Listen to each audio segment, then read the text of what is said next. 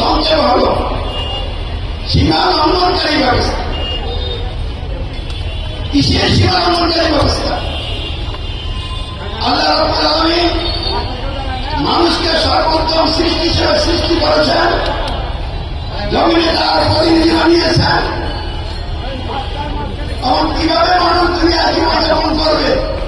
ব্যক্তি, পরিবার, সমাজ, রাষ্ট্র গঠন এবং পরিচালনা করে মানুষের জীবনে কল্যাণ এবং শান্তি প্রতিষ্ঠা করবে এবং আখিরাতের জীবনে জাহান্নামকে রক্ষা করে চিরস্থায়ী স্থান জান্নাত কিভাবে লাভ করবে। এই জন্য আল্লাহ রাব্বুল আলামিন মানব জাতিকে ভালোবেসে মহব্বত করে কল্যাণকর ব্যবস্থা আপনারা করবেন। সেদিন আল্লাহ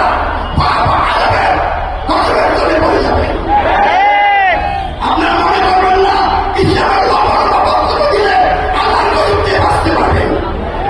শেখ হাসিনাকে আল্লাহ রাব্বুল আলামিন তার পক্ষে গজব দিয়ে হটিয়েছেন, এমন শেষ হবে।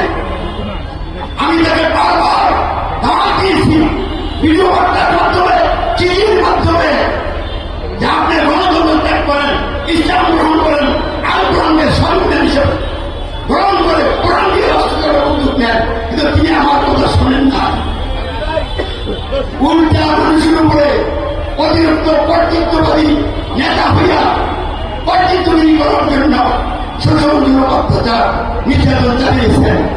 কেউ তাকে রক্ষা করতে পারে না। আজকে সে অপমানিত লাঞ্ছিত অবস্থায় ঘুরে বেড়াচ্ছে। যারা কাছে গেছে আমাদের বক্তব্য শেখ হাসিনার কাছে পাঁচশো। আমি এটা চাই, যদি বাঁচতে চান অতীতের সব অপরাধ ক্ষমা হয়ে যাবে যদি তন্ত্র ত্যাগ করে ফাঁসিবাদের বিরুদ্ধে বিদ্রোহ করে কোম্পানিকে আল্লাহর করে সারেদার করেন, আল্লাহর সর্বোচ্চ মেনে নেন, তখন আপনার প্রতি আল্লাহর দাবি হবে। কিন্তু আপনি তো তা না করে ওই যে বসে বসে উস্কানি করার কথা বলেন, এইসব ত্যাগ করেন, এইসব দিয়ে কাজ হবে না।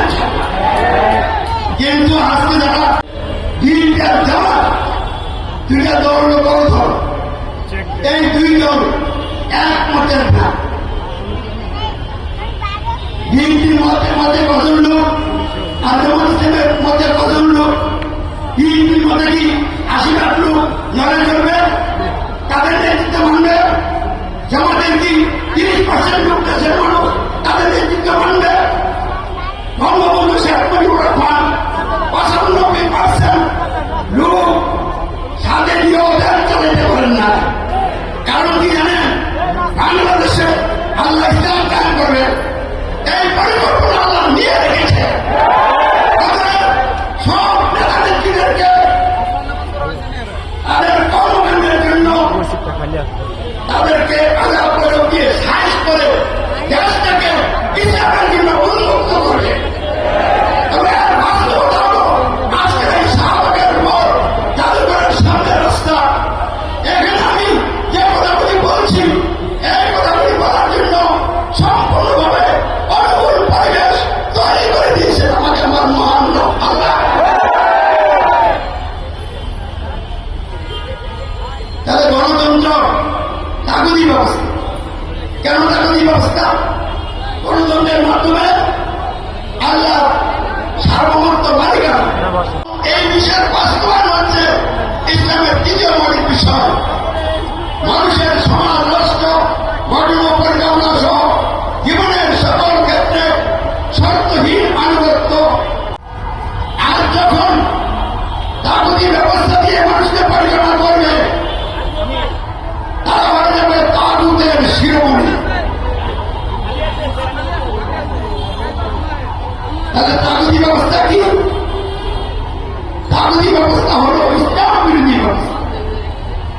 তাগুদি ব্যবস্থা হল গণতন্ত্র। তাগুদি ব্যবস্থা হল রাজতন্ত্র। তাগুদি ব্যবস্থা সমাজতন্ত্র, সামরিকতন্ত্র, একনায়কতন্ত্র, স্বৈরতন্ত্র, ফাঁসিবাদ, যত রকমের মানব রচিত ব্যবস্থা আছে সব ব্যবস্থা তাগুদি ব্যবস্থা। বর্তমান পৃথিবীতে সবচেয়ে প্রভাবশালী তাগুদি ব্যবস্থা হচ্ছে গণতন্ত্র। এই গণতন্ত্রের মাধ্যমে যে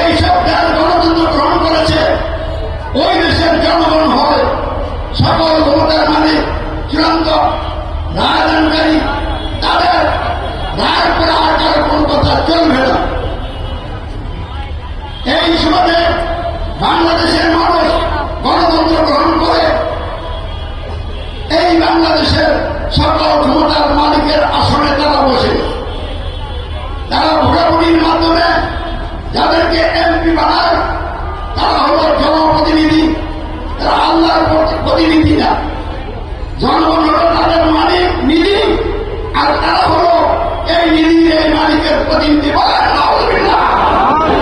তাহলে এই গণতন্ত্র আল্লাহর মালিকানাকে বাদ দিয়ে যাদের মরণ আছে, জ্বর আছে, ঠান্ডা আছে, সর্দি হয়, কাশি হয়, ক্যান্সার হয়, মৃত্যুবরণ করে, এইসব মানুষ সার্বভৌমত্বের মালিক হতে পারে না।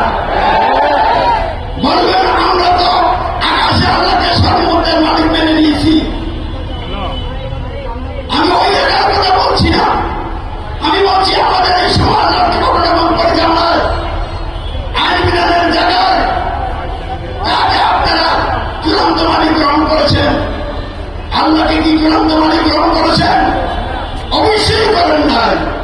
গণতন্ত্রের মাধ্যমে জনগণ নিজেরা হয়ে গেছেন ক্ষমতার মালিক।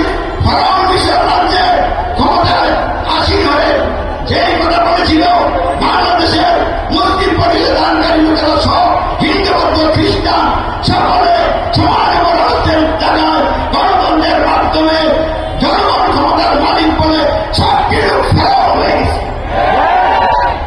ফেরাও যেমন ধর্মের জন্য নিশ্চিত হয়ে গিয়েছিল, আপনাদের সামনে নিশ্চিত হওয়ার সময় এসে গেছে। আল্লাহ রাব্বুল আলামিন হাসিনাকে হটিয়ে আপনাকে বুঝে নিতে এসেছিলেন, তারা শুনে হলো গণতন্ত্র ত্যাগ কর, চাকুরি ব্যবস্থার বিরুদ্ধে গৃহবস্থান গ্রহণ কর, ইসলাম মেনে নে, আল কোরআনকে সংবিধান হিসেবে গ্রহণ করে কোরআন দিয়ে সমান এবং রাষ্ট্র গঠন এবং পরিচালনার সিদ্ধান্ত করে কার্যকরী পদক্ষেপ গ্রহণ কর। কিন্তু কেউ শিক্ষা গ্রহণ করে না।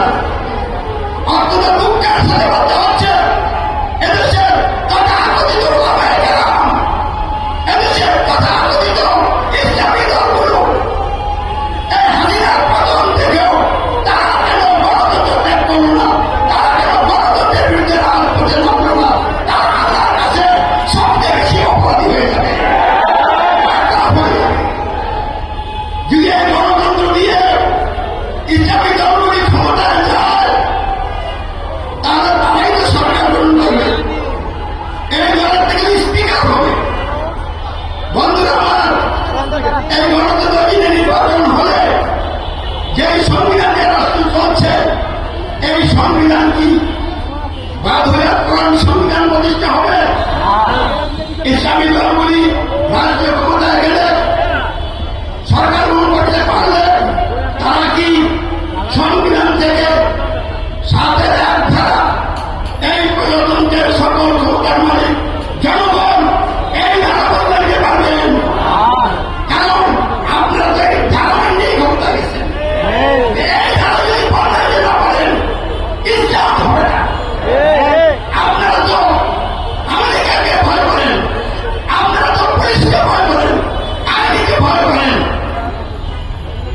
এই জন্য আপনাদেরকে দিয়া ক্ষমতা যে এই সংবিধান বদল করে আল কোরআনকে সংবিধানে যে প্রতিষ্ঠা করে ইসলামী রাষ্ট্র ঘোষণা দিয়ে আল্লাহর সার্বভৌমত্বের ভিত্তিতে আল্লাহর সংবিধান প্রতিষ্ঠা করতে পারবেন না।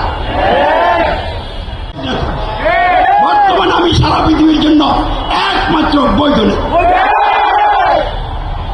যারা রাষ্ট্রীয় ক্ষমতা আছে তাদেরও আমি নেতা, কারণ আমি আল্লাহর মনোনীত নেতা। কিভাবে আল্লাহর মনোনীত নেতা হলাম? আমি কোরআন বিরোধী কোন সংবিধান মানি না। আমাকে যদি রাষ্ট্রদ্রোহী বলেন, আমি স্পষ্ট ভাষায় বলবো, আল্লাহর দিনে বসবাস করে আল্লাহর সংবিধান দিয়ে রাষ্ট্র গঠন করবেন না, আল কোরআন বিরোধী সংবিধানে রাষ্ট্র গঠন করবেন। আপনারা রাষ্ট্রদ্রোহী, আপনারা সস্তার বিদ্রোহী। সকলে আল্লাহর আইন বিধানের সীমা লঙ্ঘনকারী নেতা বিধায় আপনারা সকলে অবৈধ। বাংলাদেশের সরকার অবৈধ, হিন্দুস্তানের সরকার অবৈধ, পাকিস্তানের সরকার অবৈধ, সৌদি আরবের সরকার অবৈধ, চীন রাশিয়ার সরকার অবৈধ, আমেরিকার সরকার অবৈধ, ইসরায়েলের সরকার অবৈধ। সারা পৃথিবীর সকল রাষ্ট্রের সরকার যারা তাগুতি ব্যবস্থা দিয়ে গঠিত এবং পরিচালিত, সব সরকার অবৈধ সরকার। মেনে চলার পরিণতি দুনিয়ায় আল্লাহর আযাব গজব, দলাদলি, খুনাখুনি, রক্তারক্ত। আল্লাহ বলে দিয়েছেন তাগুতি ব্যবস্থা যারা মেনে চলবে তাদেরকে আমি বিভিন্ন ভাগ করব, ভাগ করেই ক্ষান্ত হব না। এক দলের সাথে আরেক দলের মারামারি লাগাইয়া রক্তপাত ঘটাইয়া এই তাগুতি ব্যবস্থা মেনে চলার সাহস তাদেরকে আমি আস্বাদন করাব।